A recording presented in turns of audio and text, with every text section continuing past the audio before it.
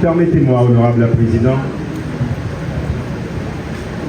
de prendre, vu l'émotion qui m'envahit, de prendre quelques secondes de silence, de recul, pour me permettre de bien placer mes mots. Quelques secondes qui me permettront de regarder à nouveau Kadhafi, ce jeune homme a le même âge que mon fils aîné.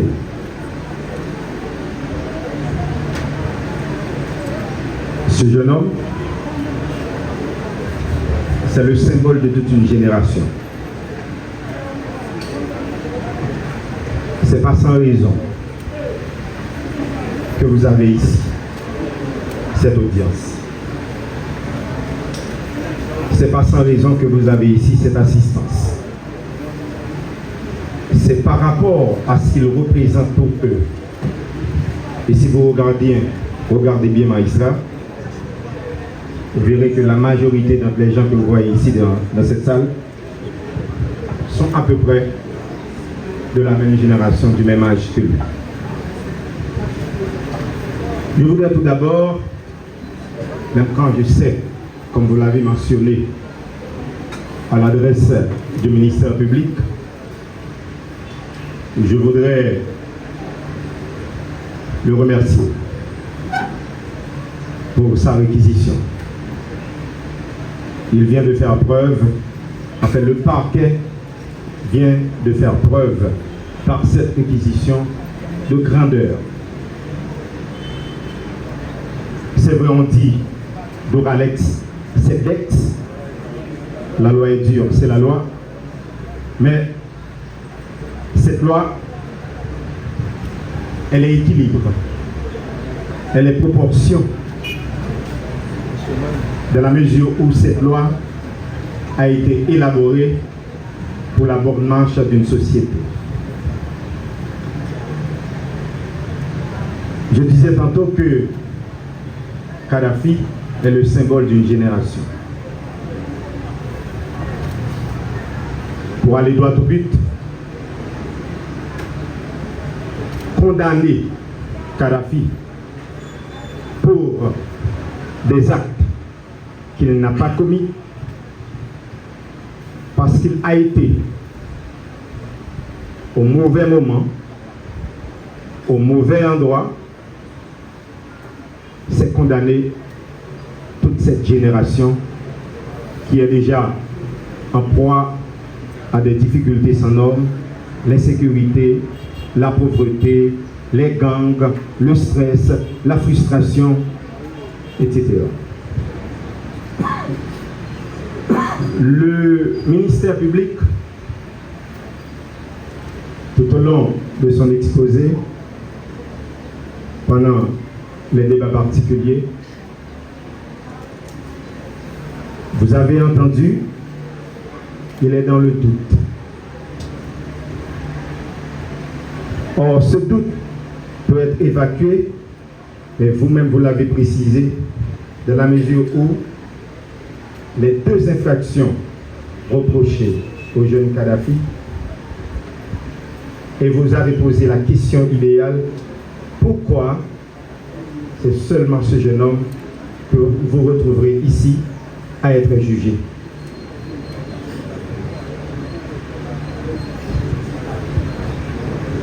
Je n'ai pas à blâmer qui que ce soit, parce que je crois à la justice de mon pays.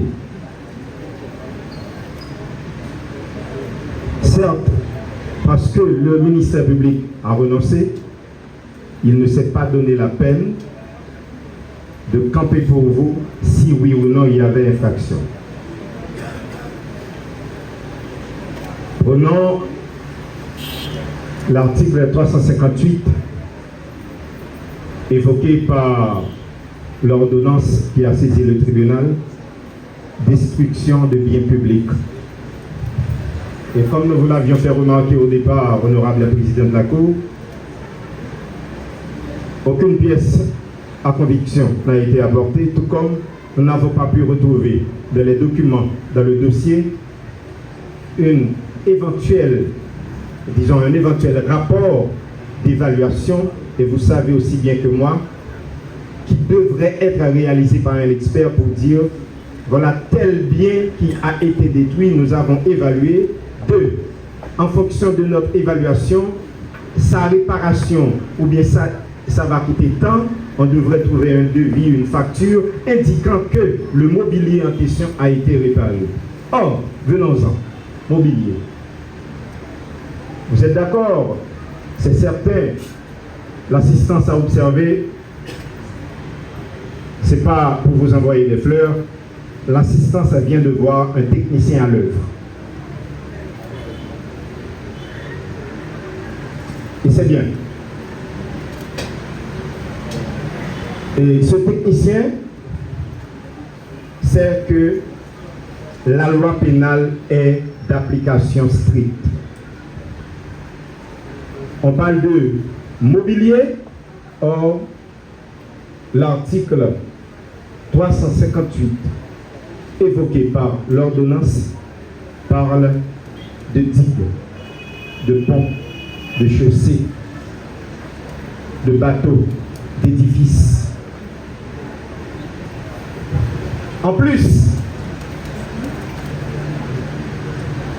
l'accusé a répondu clairement, explicitement à vos questions. Il a même sollicité, et j'étais là avec lui. C'est à mon grand étonnement que j'ai lu dans cette ordonnance que nous n'avions pas attaqué pour des raisons pratiques. C'est à mon grand étonnement que j'ai lu dans l'ordonnance, et vous l'avez entendu, qu'il aurait fait aveu. Mais 3 chefs d'infraction. Aveu sur quoi? Il n'y avait pas eu aveu.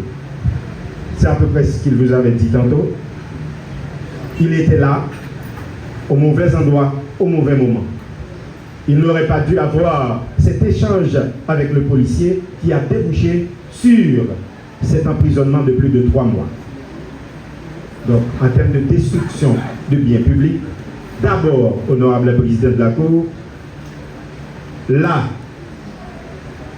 si l'on se réfère au constat du juge de paix, qui est supposé être un constat matériel, il a parlé de bureaux renversés, vous pouvez consulter à nouveau, et d'un meuble ou bien une chaise endommagée. À aucun moment il n'a parlé de destruction. Je ne pense pas qu'on peut retrouver là, à côté de nous, celui auquel je tends la main là, on ne peut pas voir en lui un criminel, lors même qu'il aurait posé là. Or, nous sommes en droit pénal, l'oralité des débats, c'est ça qui prévaut. Il vous a dit explicitement, et il a même requis le juge d'instruction d'auditionner les témoins, ce que le cabinet d'instruction n'a pas pu faire. Lui, si les biens ont été endommagés, renversés, ce n'était pas lui. Donc, honorable magistrat, 1. D'abord, ces meubles renversés ne sont pas prévus par l'article 358. Lors même qu'on voudrait reprocher cela à Kadhafi, et il l'a dit explicitement, il n'a rien renversé, il n'a rien détruit. Par conséquent, cette infraction de biens publics détruits n'est pas à la charge de notre client, de l'accusé Kadhafi. Il n'a pas détruit. Certes, la loi est là, mais vous l'avez entendu, à une question de confrère, quand il avait laissé chez lui, et il l'a dit au départ, il avait été appelé par quelqu'un. Donc, il n'avait pas l'intention de venir créer du désordre.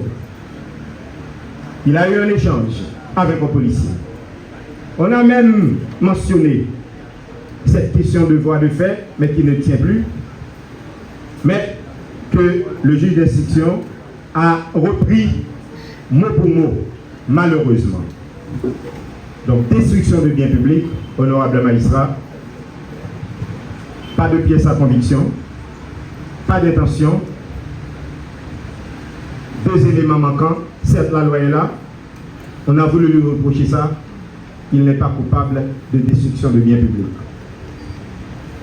Votre décision pour ce chef d'accusation, par conséquent, va l'innocenter. Pour outrage à magistrat, vous l'avez compris, au dernier moment de ce second temps, à cause des arrêts, nous avons compris l'habeas corpus, vous avez compris